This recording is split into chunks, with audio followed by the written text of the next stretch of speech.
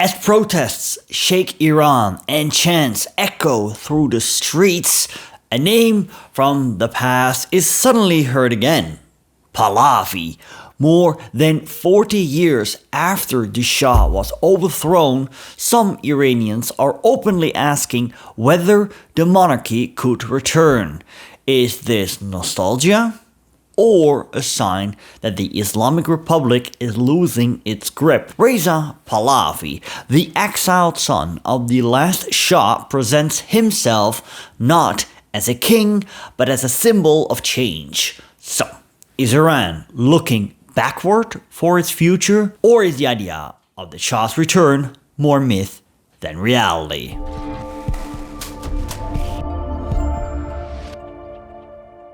In June 2025, at the end of the 12-day war between Iran and Israel, Reza Pahlavi posted the following on X. There is only one way to achieve peace, a secular, democratic Iran. I am here today to submit myself to my compatriots to lead them down this road to peace and a democratic transition. And now, as Iran once again becomes the stage for a new wave of mass protests, that same Reza Pahlavi is once more positioning himself for the possible fall of the regime in the country where he was once crown prince. That he is determined to shape Iran's future is beyond doubt. Who is Reza Pahlavi? Reza Pahlavi is the eldest son of Mohammad Reza Pahlavi, the last monarch, the Shah of Iran. His father was overthrown in 1979 during the Iranian Revolution, which transformed a pro-Western secular state into Iran we know today, an Islamic theocracy ruled by clerics. Even before his father lost power, Reza left Iran to study in the United States, where he still lives today. Over the decades, he has grown into one of the most prominent voices opposing the regime of Supreme Leader Ali Khamenei. Now that the status quo in Iran is under pressure, the 65-year-old Pahlavi senses an opportunity to make himself relevant again in any potential transition to a new Iran, should the current government finally fall. On the 9th of January, he called upon the Iranian population and tweeted the following. Millions of Iranians demanded their freedom tonight. In response, the regime in Iran has cut all lines of communications. It has shut down the internet. It has cut landlines. It may even attempt to jam satellite signals. I want to thank the leader of the free world, President Trump, for reiterating his promise to hold the regime to account. It is time for others, including European leaders, to follow his lead, break their silence, and act more decisively in support of the people of Iran. I call on them to use all technical, financial, and diplomatic resources available to restore communication to the Iranian people so that their voice and their will can be heard and seen. Do not let the voices of my courageous compatriots be silenced. He is not without support among the Iranian people, especially in the United States. Pahlavi enjoys notable popularity, but even inside Iran, his name appears to linger. Verified footage from this month's protests shows demonstrators chanting, "Long live the Shah." At first glance, it seems like a direct endorsement of Pahlavi, who unofficially declared himself Shah in 1980 after his father's death. Yet, how popular he truly is among the Iranians remains impossible to determine. The current regime does everything it can to crush dissent before it spreads. Still, it clearly takes Pahlavi seriously as a potential challenger to Khamenei. His messages on social media are censored as aggressively as possible. As the heir to the Pahlavi dynasty, Reza Pahlavi represents a tangible alternative that once existed, an Iran aligned with the West, where religion and state were separate, a time without international sanctions, when the economy seemed unstoppable, but his connection to the Shah's era also carries a heavy burden.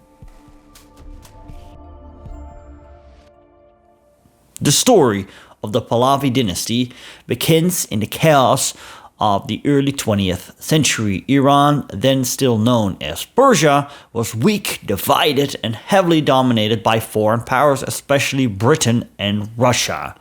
Out of this instability rose Reza Khan, a Cossack brigade officer who seized power in a 1921 coup. 4 years later, he crowned himself Reza Shah Pahlavi, ending centuries of Qajar rule and founding a new dynasty. Reza Shah ruled as an iron-fisted modernizer. He centralized power, crushed tribal autonomy, built railways and factories, secularizing the legal system, and forced Western-style dress on the population. Religion was pushed out of public life, the veil was banned, and the clergy sidelined. Through his supporters, Reza Shah was the man who dragged Iran into the modern age. To his critics, on the other hand, he was a brutal autocrat who ruled through fear.